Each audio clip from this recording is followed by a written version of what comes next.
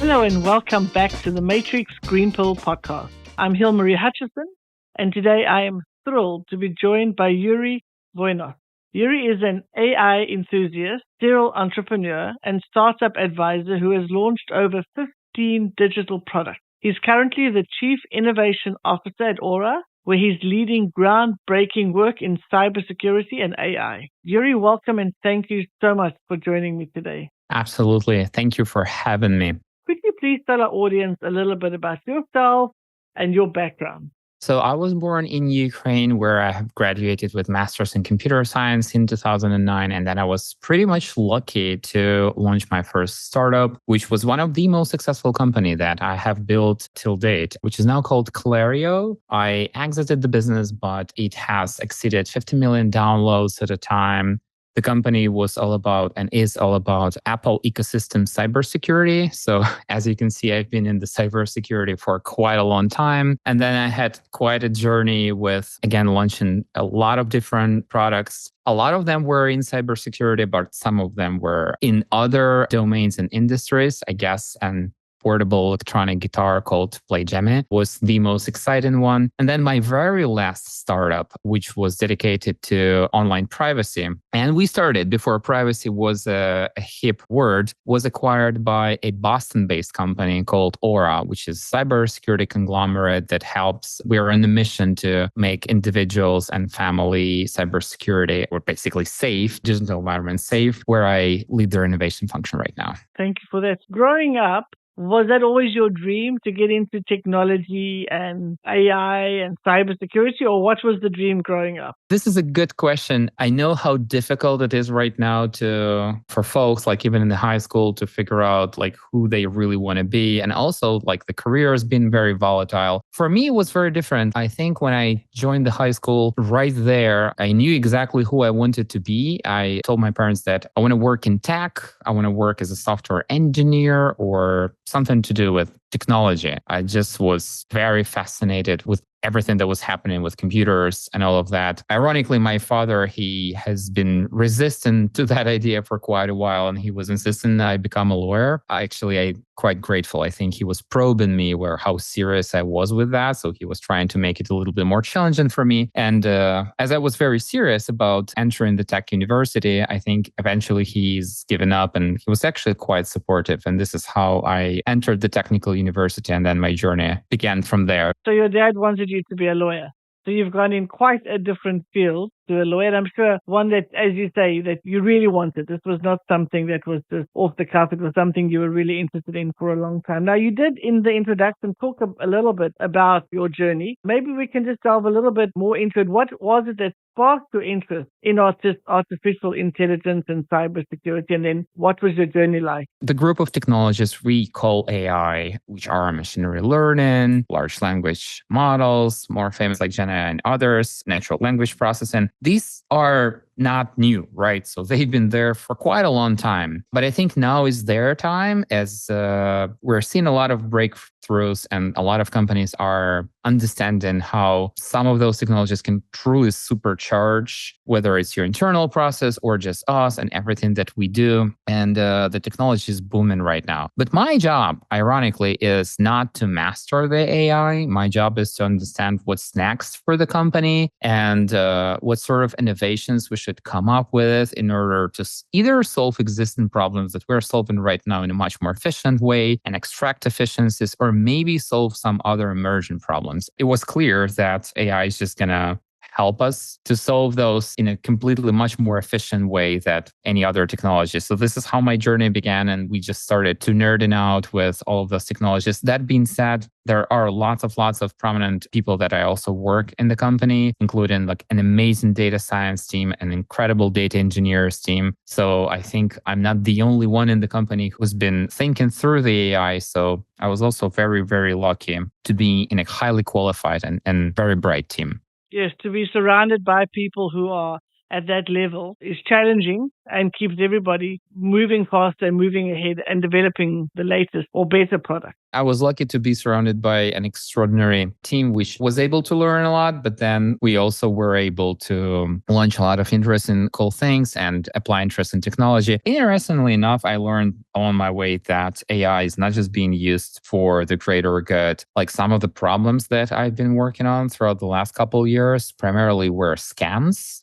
Specifically online scams. And what we have learned is that scammers are being actively using AI as well in order to make their scams more efficient. So it's a little bit of an arms race, if you will, in terms of who uses AI, how. There is definitely AI on both sides of the fence. A very interesting observation because, yes, you don't think of just the good guys trying to use it for protection and for advancing. There are those scammers, those people who are trying to find ways to abuse such a fantastic technology and to rip people off. Unfortunately, that's part of what's happening.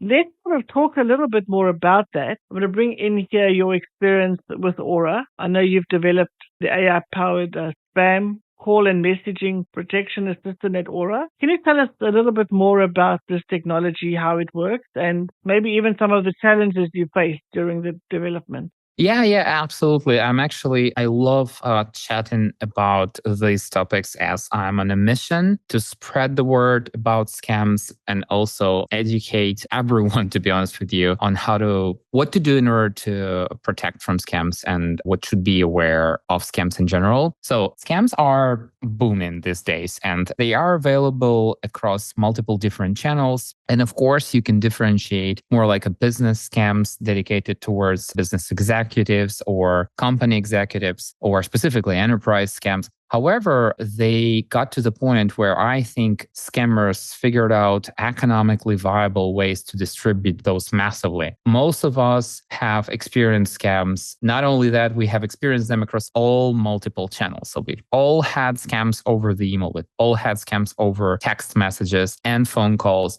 and so on and so forth. So whether there is a communication channel where we exchange messages, there are scams. And the reason for that is because primarily scammers are trying to impersonate someone you can trust. And that is what they're really going after. So they don't necessarily want to hack a technical system per se. What they want to do, they want to hack our psychology, if you will, our predisposition to trust, where they're trying to say, hey, I'm a bank representative. Hey, I have a really nice job for you out there. And then once they got someone to believe that you can trust, they are chatting with someone legitimate, then they can commit the scam. They can extract something out of you. So as you can see, any communication channel can be a scam. And what we've been working on, of course, is prioritizing these channels and thinking really hard, like which channels we should protect first. And that is something that I've been working throughout the last years. You mentioned something about how scams particularly impact older people. Can you talk a little bit about that? This is part of the reason why we prioritize phone calls as one of the key channels for us to protect. We all are vulnerable to different channels. So I think younger folks tend to believe a bit more messenger platforms or social media or message exchange over the social media, while more seniors, they are a bit more vulnerable to the phone calls. That's not a rule. That's more like a general observation. I don't necessarily know why is that. My hypothesis is that if you're a senior, so many good conversations have happened over the phone. So you just naturally trust the phone a little bit more. But we see that seniors are being a bit more vulnerable to the phone scams. And as scammers might be taking advantage, I got to be honest with you, I think scammers got really creative about tricking people in order to believe they really do work or communicate with someone legitimate. Like, I'll give you an example. You might receive a phone call and they would mimic automated message. So imagine you receive a phone call, you pick up the phone number, and then someone says you with a robotic voice, we notice a transaction on your account of such and such. If you don't recognize this transaction, press 1. If you do recognize this transaction, you don't need to take any action. And then, of course, you don't really recognize this transaction, and they also called your name, and you're like, oh my God, maybe this is a wrong transaction on my bank account. So you press 1. And then what it does, it connects you with the scammer. But now all of a sudden, the scammer, like a lot of time, people would say, hey, this is a bank customer representative. How can I help you? You're like, well, I just received this message that I might have a problem. This is the trick. This is where people start to believe they're talking to the bank representative. It's a simple trick, but it does work. And from there on, we can see that people, unfortunately, can do all sorts of mistakes, from either sending funds or permitting them to access their computer remotely. So then exposing them to some sort of extortion, if you will. This is all technical and mechanical, but I think what really got me was the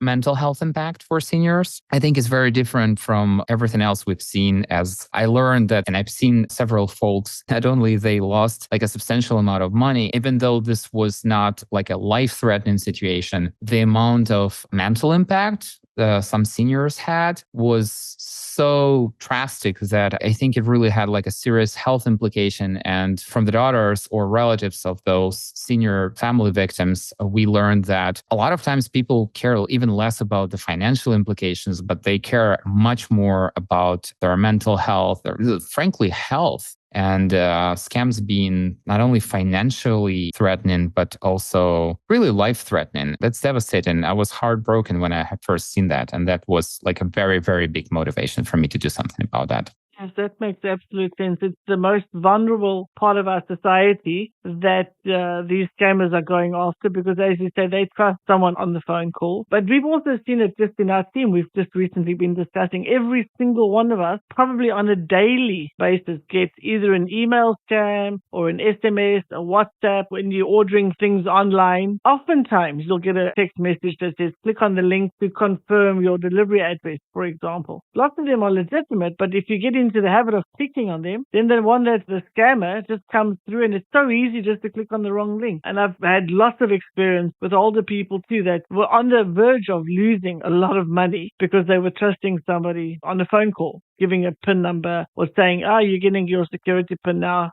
give us the number. And as you say, the mental impact, people at that age, they feel embarrassed. It could even be for them, if they're living on a very tight budget, it could be a life-threatening in that way situation for them to lose a lot of money. So it is fantastic to see that this is something that you are making a priority to help create the protection from scammers. Absolutely. We feel that the implication is just, again, heartbreaking. So the scams are also very, very global. No matter which country you are, which city you are, whether you are in the city or in the suburban area, like it can hit everyone since everyone is connected through the online. So it's a truly global, large problem. Let's shift gears a little bit, and I'd love to talk about Zio University. Is that how you say it? Absolutely. That's my previous company where we were doing a lot of education and constantly investing in everyone within our team, specifically high potential or high talented people. But the Zio University got bigger than just the corporate university, if you will, or a training center. At one point of time, we said, well, why don't we give back to the community? And instead of just educating our,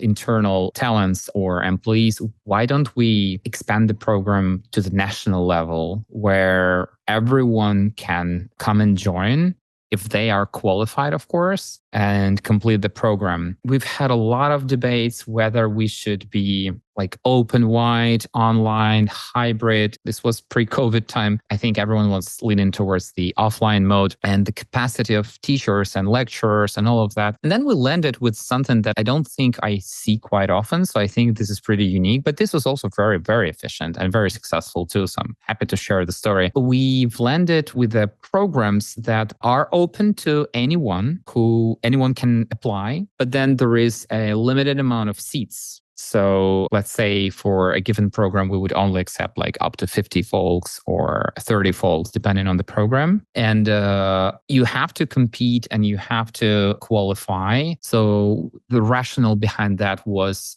we would only work with really motivated folks who are willing to commit and invest with their time, who are qualified and can truly make an impact. So this was about maximizing our chances to deliver some sort of impact within our community. And this is exactly what has happened. And I cannot be more proud of the effect we were able to achieve, as we were able to leverage that our employees were sitting side by side with one of the most talented and brightest minds across the country. And then this is where it really all clicked together. So for example, the signature program, which is the program that I'm the mostly proud of, called Product School. And this was the program where I was teaching product management, but I was also using this as a platform where I was inviting a lot of folks within the industry who were lecturing on some sort of specific topics, on growth or marketing or business model. And we've had several of those programs, and the program went so popular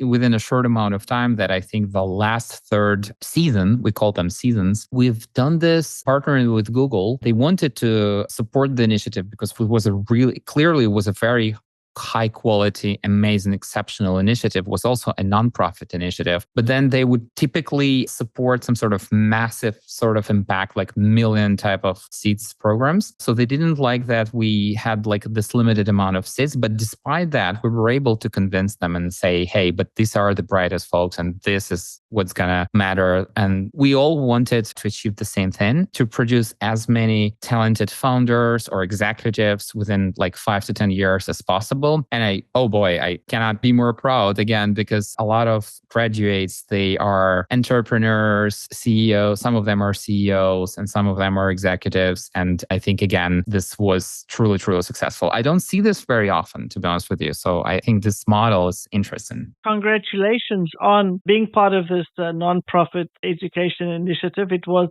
as you say, something that impacted a lot of people and something truly to be very proud of. Well done on that. We started off speaking about AI and cybersecurity. How do you see, or how do you envision the future of AI in cybersecurity evolving over the next 5 years? It's clearly AI is being used by both sides, if you will. So we can see that the texts that scammers are sending, a lot of times they use large language models to mimic someone's writing style. So for example, if I have a data sample, like a couple messages from you and your Instagram account was hacked, not only someone can send messages on your behalf from your hacked Insta account, but they can also mimic your writing style. However you typically write those messages, whether those are heavily leaning on the emojis or using them specific phrases, all of that can be mimicked by AI. And not only your general style, but also every single chat history can be mimicked. So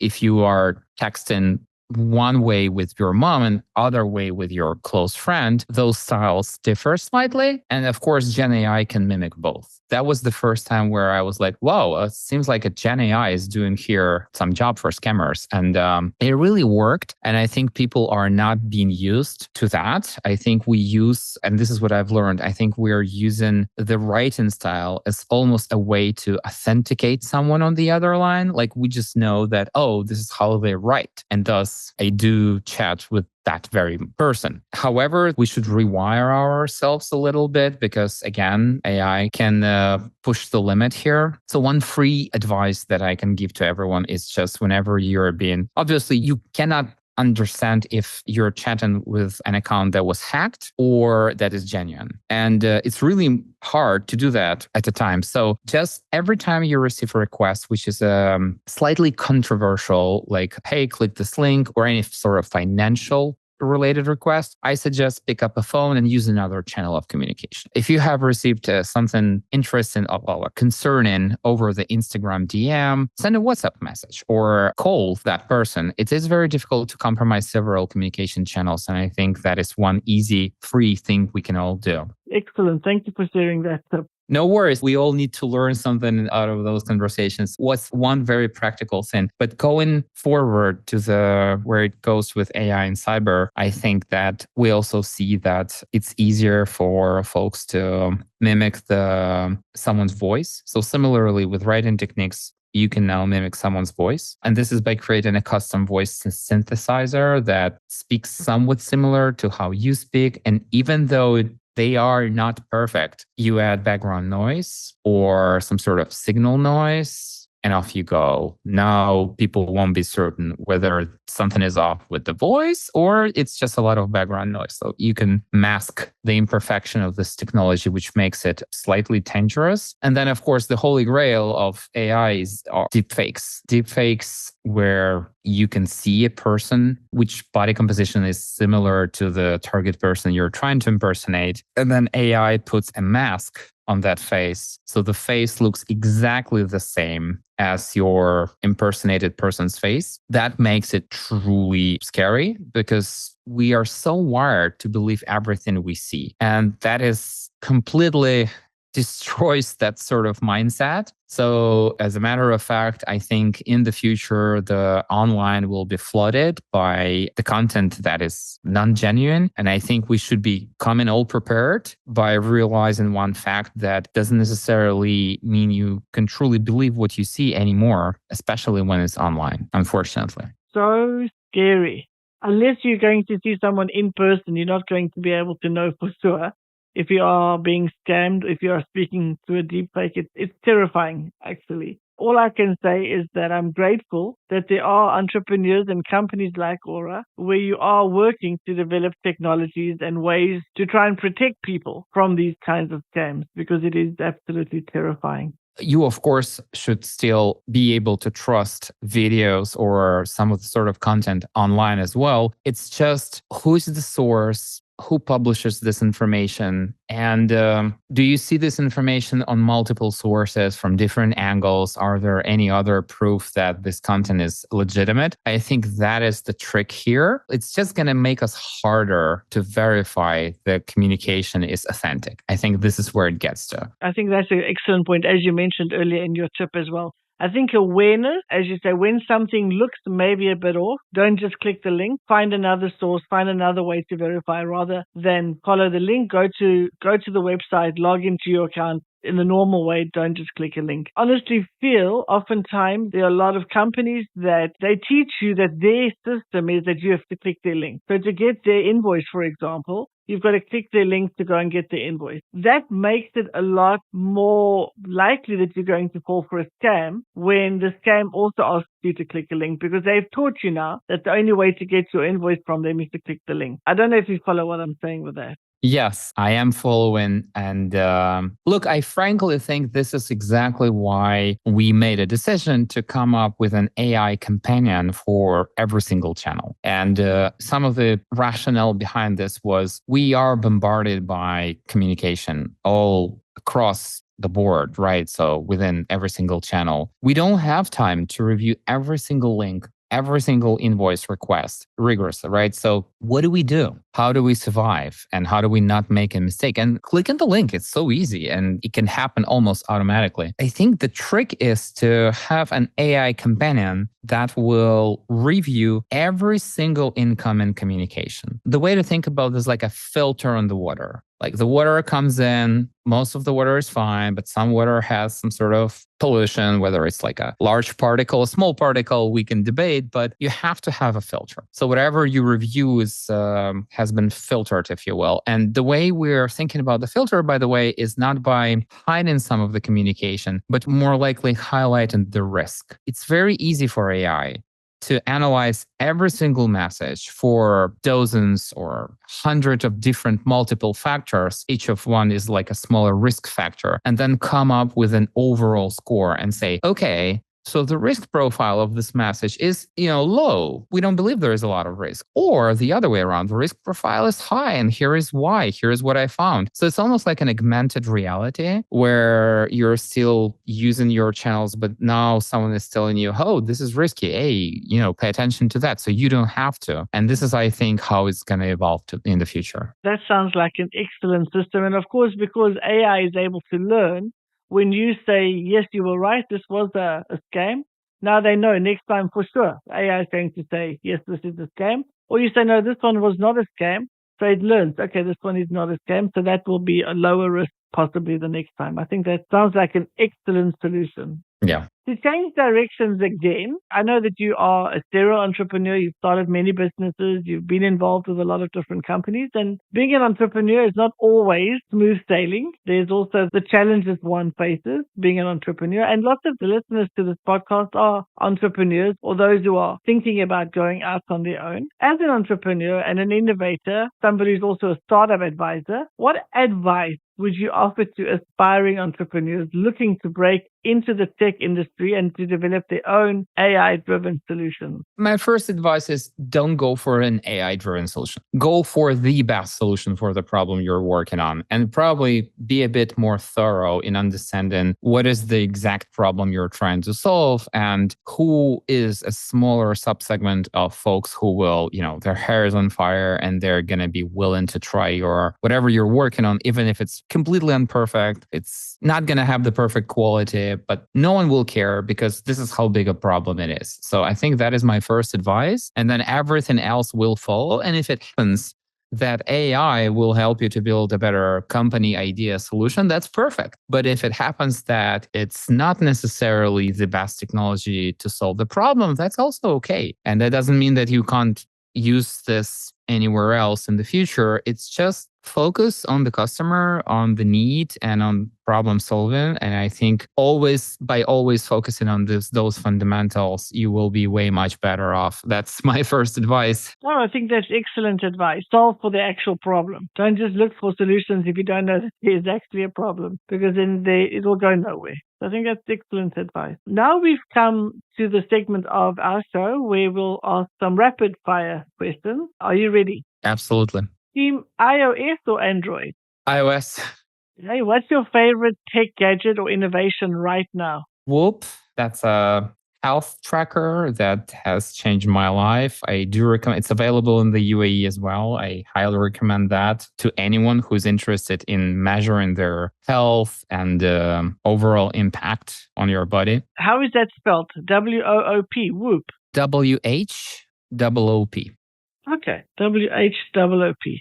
What is your favorite travel destination? I'm a snowboard person. I answer this. My favorite travel destination are mountains. Any mountains are beautiful and mountains inspire me like nothing else. The mountains that I find most inspiring are Alps. So anywhere within Alps would be as good as it gets. And do you like to climb them, hike them, bicycle them? What's your format of sailing them? All of that, but the most favorite thing is to snowboard in winter. Oh, excellent. Very good. Netflix binge or movie night out? Netflix for convenience. What is one thing you do every day, no matter how busy you get? I sleep 8 hours at least. That's my secret. I cannot function. I learned that I'm just not productive if I can't get enough sleep, which is counterintuitive. And a lot of times people are like, "What? That is the weirdest thing I hear," because, I literally work 24/7 and I'm so dedicated to make it work. And I always say this is not a sprint. It's a marathon. Those schedules or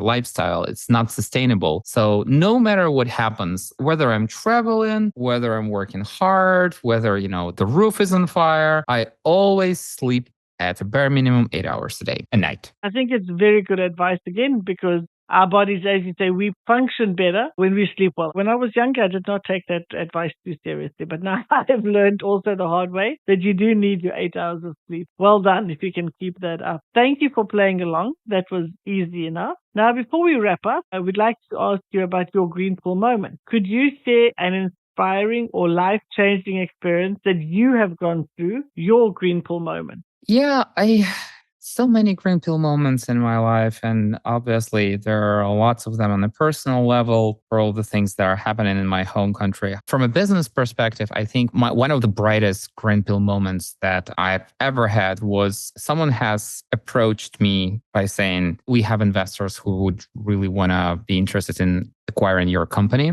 And this happened with the very first company that I have started. So I was very inexperienced by then. And I think that it got me psychologically to this, we might be able to sell our company. What's that going to mean? All this sort of thinking, which I know is not productive. I have experience with buying companies, with also selling companies and not selling companies, just having some conversations. There are so many reasons why your startup or company might not be acquired that I don't necessarily think someone should overreact to this per se. And at the same time, I think, again, it can be such a distraction from the business. There is going to be a very intense conversation, intense schedule. You're going to have to support this initiative. It's just a major distraction. So it's very easy to stop paying attention to things that matter. And again, focusing on business fundamentals, on the problem you're solving, on innovating and making the business more efficient is, I think, a number one job for any startup founder or a CEO. And then all of the corp dev conversations, they should happen and they could happen, but don't overreact to me. If I had this green pill, I would give myself a green pill and just completely rewire myself and say, just stay calm and carry on no matter what. And don't be distracted too much, as I absolutely was. It's one I've not heard before, and I think it's excellent advice. Even when something shiny, exciting comes along, don't drop everything else and look towards that, because then you drop the ball on what's important. Stick to what's important, and then maybe consider that on the side, but without getting totally distracted from your core focus. I love that. I think that's an excellent learning that you've shared that with us. Yuri, thank you so much for sharing your incredible journey with us today. I found your journey so fascinating. AI is terrifying, but also a lot of opportunities, clearly, for us to look forward to. I'm sure that our audience is going to get a lot of takeaways from this episode. Before we finish up, could you please tell our audience and our listeners where they can find and connect with you? And we'll also put this in the show notes. Absolutely. I'm happy to stay in touch over the LinkedIn. I'm mostly active on the LinkedIn. You can find me easily by typing my name, Yuri Dvoinos. Right. And thank you for having me again. It was a pleasure to be part of the show. Thank you so much, Yuri. We wish you continued success in all your endeavors, and for sure we'll be following your journey as well. And to our listeners, if you found today's conversation as enriching as I did, don't forget to like, share, and subscribe to stay tuned for more inspiring stories just like this one. If you enjoy our conversations, please like and subscribe. See you next Wednesday.